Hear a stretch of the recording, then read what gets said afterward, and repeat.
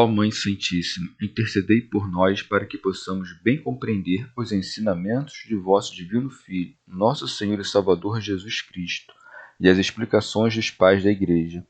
Ó Virgem Imaculada, ofereço-vos este trabalho e peço que abençoais aqueles que o ouvirem, e que seja para a maior honra e glória de Deus. Amém. Senhor onipotente, purificai o meu coração e os meus lábios. Vós, que purificastes os lábios do profeta Isaías com carvão em brasa, e dignai-vos, por tal modo, purificar-me com a vossa misericórdia, para que possa dignamente anunciar o vosso santo Evangelho. Por Jesus Cristo, nosso Senhor. Amém. Senhor, abençoai-me. Que o Senhor resida no meu coração e nos meus lábios, para que anuncie digna e convenientemente o seu Evangelho. Amém. Evangelho de Nosso Senhor Jesus Cristo, segundo São João. Os chefes judeus decidem a morte de Jesus. Muitos dos judeus que tinham vindo à casa de Maria, tendo visto o que ele fizera, creram nele. Mas alguns dirigiram-se aos fariseus e lhes disseram o que Jesus fizera. Então os chefes dos sacerdotes e os fariseus reuniram o conselho e disseram: Que faremos? Esse homem realiza muitos sinais. Se o deixarmos assim, todos crerão nele, e os romanos virão, destruindo nosso lugar santo e a nação. Um deles, porém, Caifás, que era sumo sacerdote naquele ano, disse-lhes: Vós nada entendeis. Não compreendeis que é de vosso interesse que um só homem morra pelo povo e não pereça a nação toda? Não dizia isso por si mesmo, mas sendo sumo sacerdote naquele ano, profetizou que Jesus morreria pela nação, e não só pela nação, mas também para congregar na unidade todos os filhos de Deus dispersos. Então, a partir desse dia, resolveram matá-lo. Jesus, por isso, não andava em público entre os judeus, mas retirou-se para a região próxima do deserto, para a cidade chamada Efraim, e aí permaneceu com seus discípulos. A aproximação da Páscoa. Ora, a Páscoa dos judeus estava próxima, e muitos subiram do campo a Jerusalém antes da Páscoa para se purificarem. Eles procuravam Jesus e, estando no templo, diziam entre si: Que pensais? Virá ele à festa? Comentários dos pais da Igreja. Orígenes. O Senhor disse mais acima: Mas digo isso por causa da multidão que me rodeia, para que creiam que me enviaste. Se nenhum dos que estava presente houvesse acreditado, então haveria dito isso como homem que não conhece o futuro. Para que não se pense isso, o evangelista acrescenta: Muitos dos judeus que tinham vindo à casa de Maria, tendo visto o que ele fizera, creram nele. Mas alguns dirigiram-se aos fariseus e lhes disseram o que Jesus fizera. Essas palavras são ambíguas e não dizem claramente se os que foram os fariseus eram parte daquela multidão que creu nele e que foi propor aos inimigos de Cristo que se reconciliassem com ele, ou se eram dos que não criam e foram lá incitar a tenaz inveja dos fariseus contra Cristo. Creio que esta última seja a intenção do evangelista, porque chama multidão aqueles que creram na força dos fatos de que foram testemunha, como se fossem poucos todos os demais, dos quais acrescenta: Mas alguns dirigiram-se aos fariseus e lhes disseram o que Jesus fizera. São Beda. Naqueles que vão contar aos fariseus o que Jesus tinha feito, estão representados os que, vendo as boas obras dos servos de Deus, os perseguem com ódio e buscam difamá-los. Teofilacto Diócrida. Dever-se-iam admirar e louvar aquele que operava tais milagres. Em vez disso, planejavam matá-lo. Por isso é dito: Então os chefes dos sacerdotes e os fariseus reuniram o conselho e disseram: Que faremos? Santo Agostinho. Não responderam: Cremos. Com efeito, estes homens perdidos pensavam como feri-lo e matá-lo em vez de ocupar-se com a salvação deles próprios. e contudo tinham medo e, como que consultavam uns aos outros, diziam: que faremos? Esse homem realiza muitos sinais. São João Crisóstomo. Chamam-lhe ainda homem, mesmo depois de uma prova tão grande de sua divindade. Orígenes. Devem-se considerar, nas palavras daqueles homens, sua insensatez e sua cegueira. Insensatez porque, mesmo tendo testemunhado tantos milagres, pensavam que poderiam conspirar contra ele como se ele não pudesse contra suas conspirações. Nisso também consistia a sua cegueira, pois era inevitável que aquele que havia feito tantos milagres se desvencilhasse de suas armadilhas, a não ser que crescem que, tendo feito realmente os milagres, não os fez por um poder divino. Assim, resolveram não o deixar partir, crendo que seria um grande impedimento para os que acreditavam nele e que, assim, os romanos não lhes tirariam sua cidade e nação. Se o deixarmos assim, todos crerão nele, e os romanos virão, destruindo o nosso lugar santo e a nação. São João Crisóstomo. Com essas palavras, queriam causar medo no povo, fazendo-os ver o perigo em que incorreriam de que se suspeitasse que queriam se declarar um poder independente, como dizendo: se os romanos virem-nos sendo seguidos pela multidão, suspeitarão que queremos nos levantar como poder independente e destruirão nossa cidade. Mas era ficção tudo o que diziam, pois que razões havia para suspeitar disso? Vinha cercado de homens armados e seguidos por uma cavalaria? Não frequentava ele, em vez disso, os desertos? Mas para que não pensassem que diziam isso movidos por seus próprios interesses, dizem: destruirão nossa cidade. Santo Agostinho. Ou temiam que, se todos crescem em Cristo, não restaria ninguém que defendesse a cidade de Deus e o templo contra os romanos, pois pensavam que a doutrina de Cristo ia contra o templo e contra as suas leis. Portanto, temiam perder as coisas temporais e sequer pensavam na vida eterna, pois também os romanos, depois da paixão e da glorificação do Senhor, destruíram a cidade e a nação, combatendo-a e dispersando-a. Orígenes. Em sentido místico, os gentios ocuparam o lugar dos circuncisos, pois, pela queda destes, a salvação chegou às nações. Os romanos representam os gentios, pois reinavam sobre eles. Também a gente foi arrebatada dentre eles, pois o que foi o povo de Deus deixou de sê-lo. São João Crisóstomo.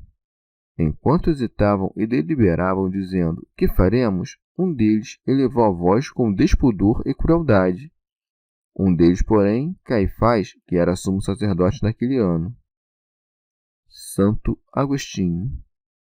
Pode-se perguntar como é chamado o sumo sacerdote naquele ano se o Senhor constituiu um único sumo sacerdote que seria sucedido por um único após a sua morte. Deve-se compreender que, devido às ambições e rixas entre os judeus, eles constituíram mais tarde vários pontífices que serviam durante mandatos de um ano, e às vezes, durante o mesmo ano, vários pontífices ocupavam aquela dignidade, os quais eram sucedidos no ano seguinte por outros. Alcuino. Joséfo relata que este Caifás havia comprado por dinheiro o sacerdócio daquele ano. Orígenes.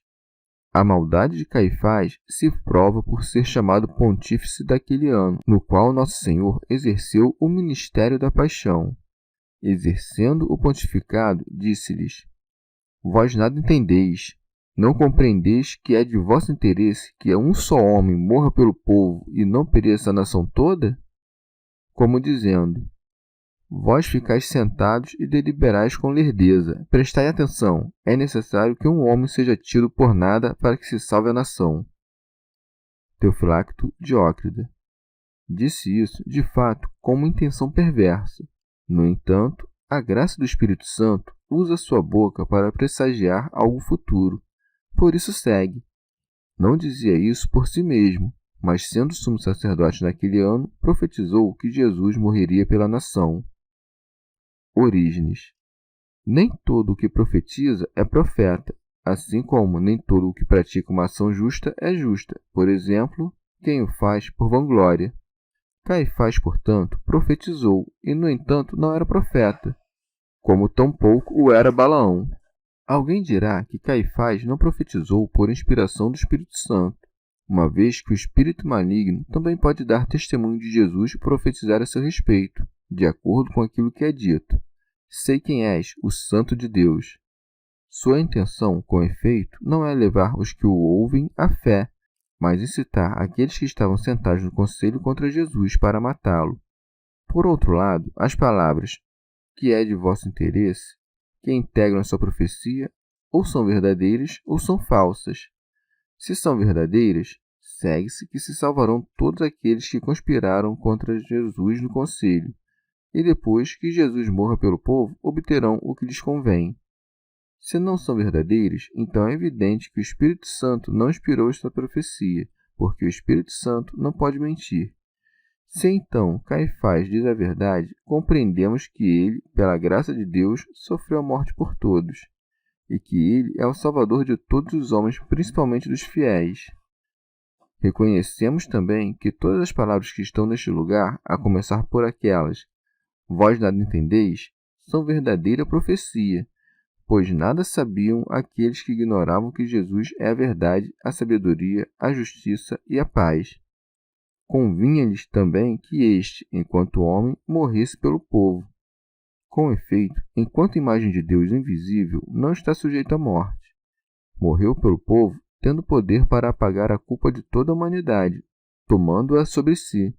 A partir das palavras, não dizia isso por si mesmo, aprendemos que nós, homens, dizemos algumas coisas por nós mesmos, sem que nenhum poder nos induza a dizê-las, enquanto que outras proferimos por influência de algum poder estranho. Nesse último caso, não nos exprimimos a nós mesmos e não percebemos toda a extensão do que dizemos, prestando atenção às palavras, mas não ao pensamento que exprimem. Assim, Caifás não disse nada por si mesmo, nem exprimiu o seu próprio pensamento, pois ignorava o sentido profético de suas palavras. Também Paulo fala de alguns doutores da lei que não entendem nem mesmo o que dizem. Santo Agostinho. Aprendemos aqui que também os homens maus predizem as coisas futuras com espírito de profecia, o que, no entanto, o evangelista atribui ao ministério sagrado, porque era pontífice, isto é, sumo sacerdote. São João Crisóstomo. Vê quão grande é o poder do Espírito Santo, da mente dos homens maus faz sair palavras de profecia. Vê também quão grande é o poder do pontificado, sendo pontífice, ainda que indigno, Caifás profetiza sem saber o que diz. A graça vale-se de sua boca, sem tocar o seu coração corrompido. Santo Agostinho. Caifás profetizou somente a respeito da nação judaica, na qual estavam as ovelhas das quais o próprio Senhor dissera: Eu não fui enviado senão as ovelhas desgarradas da casa de Israel. Mas o evangelista sabia que havia outras ovelhas que não eram deste aprisco, que também precisavam ser acrescentadas. Por isso acrescenta, e não só pela nação, mas também para congregar na unidade todos os filhos de Deus dispersos. Disse isso segundo a predestinação, pois então não havia ainda nem ovelhas nem filhos de Deus. São Gregório. Seus perseguidores fizeram tudo o que haviam arquitetado maliciosamente. Levaram a cabo a sua morte para arrancar dele a devoção dos fiéis. Mas a fé cresceu dali mesmo, donde a crueldade dos infiéis pensou destruí-la. Com efeito, o Senhor fez servir aos seus propósitos da sua misericórdia o que a crueldade humana executou contra ele. Orígenes. Incitados à ira pelas palavras de Caifás, determinaram-se a matar o Senhor. Por isso segue. Então, a partir desse dia, resolveram matá-lo. E se não foi pelo Espírito Santo que Caifás profetizou, foi outro espírito que pôde falar por meio de um ímpio e incitar os seus semelhantes contra Cristo. Quem, porém, sustenta que profetizou pelo Espírito Santo, dirá que, assim como a intenção das Sagradas Escrituras, que nos foram dadas para a nossa salvação, é distorcida para constituir doutrinas abomináveis, Assim também, recebendo com má disposição a profecia verídica a respeito do Salvador, os fariseus deliberaram em conselho matar a Cristo. São João Crisóstomo. Já antes buscavam matá-lo, mas agora confirmaram a sua sentença. Orígenes. Depois de os pontífices e fariseus terem se reunido e deliberado matá-lo, Jesus passou a agir com mais cautela e já não permanecia em meio aos judeus com a mesma confiança. Não se retirou nem mesmo para outra cidade povoada, mas para uma cidade remota. Por isso é dito: Jesus, por isso, não andava em público entre os judeus, mas retirou-se para a região próxima do deserto, para a cidade chamada Efraim. Santo Agostinho. Não por falta de poder, pois se quisesse, poderia falar em público com os judeus sem que lhe fizessem nada. Mas deixou este exemplo aos discípulos para ensiná-los que não há pecado em que seus fiéis fujam da vista dos seus perseguidores e, ocultando-se, prefiram evitar o furor dos maus, que seria mais terrível ser manifestado em público. Orígenes. Não é digno de censura para quem confessa a Cristo não evitar confusão no momento do combate e não recusar a morte por defender a verdade. Ainda assim, é prudente não dar ocasião expondo-se a uma prova tão grande, não somente pela incerteza do êxito por nossa parte, mas também para não dar ocasião a que outros aumentem a sua impiedade e perversidade. Com efeito, se quem dá ocasião de pecado não se livrará do castigo merecido, que castigo não merecerá aquele que não evita o pecado perseguidor? O Senhor não foi só, antes, para não dar nenhuma ocasião aos que o perseguiam, levou consigo os seus discípulos, e aí permaneceu com seus discípulos. São João Crisóstomo. Que impressão pensas que tiveram seus discípulos vendo-o salvo humanamente, isto é, vendo-o buscar como homem um abrigo que o ocultasse e o pusesse a salvo das mãos dos seus perseguidores? Enquanto todos se alegram e celebram a festa, eles se ocultam e correm graves perigos. Contudo, permanecem com ele, conforme aquelas palavras: Vós sois os que tendes permanecido comigo nas minhas tribulações. Orígenes. Em sentido místico, devemos dizer que Jesus andava com confiança em meio aos judeus, quando o Verbo divino estava entre eles pela profecia. Mas apenas partiu dali e o Verbo de Deus não esteve mais com os judeus. Retirou-se para uma terra deserta. Os filhos da desamparada são muito mais do que os daquela que tem marido. Esta cidade é chamada Efraim, que quer dizer fertilidade. Efraim foi irmão de Manassés, do antigo povo entregue ao esquecimento. Depois deste povo ter sido entregue ao esquecimento e abandonado, foi quando surgiu a abundância em meio das nações. O Senhor, abandonando os judeus, veio a esta terra do universo, a igreja quase deserta, cujo nome significa cidade fecunda, e nela permanece até hoje com seus discípulos. Santo Agostinho. Aquele que viera do céu para padecer quis aproximar-se do lugar de sua paixão, porque estava próxima a sua hora. Por isso segue. Ora, a Páscoa dos judeus estava próxima. Os judeus tinham a Páscoa na sombra, nós a temos na luz. Os umbrais das casas dos judeus eram marcados com o sangue do Cordeiro. Nós somos marcados com o sangue de Cristo em nossas frontes. Os judeus quiseram derramar sobre aquele dia de festa o sangue do Senhor. Naquele dia de festa foi morto o Cordeiro, que consagrou aquele mesmo dia com o seu sangue. A lei dos judeus ordenava que no dia da festa de Páscoa os judeus de todas as partes se reunissem e santificassem aquele dia com a celebração. Por isso segue. E muitos subiram do campo a Jerusalém antes da Páscoa para se purificarem. Teofilacto Diócrida.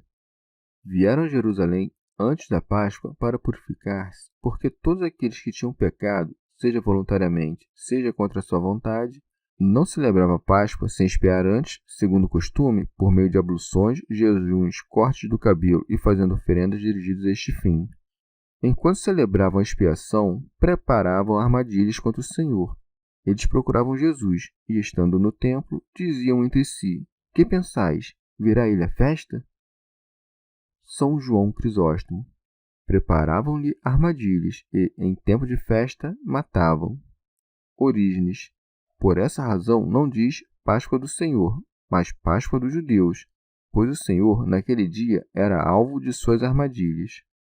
Alcuino. Eles procuravam Jesus para o mal. Nós, porém, o buscamos quando permanecemos no templo de Deus, consolando-nos mutuamente e orando para que Ele venha no nosso dia de festa e nos santifique com a sua presença. Chegamos ao fim de mais um dia de comentários da Catena Áurea. Muito obrigado por ficarem até aqui, que Nossa Senhora derrame suas graças sobre nós e até amanhã.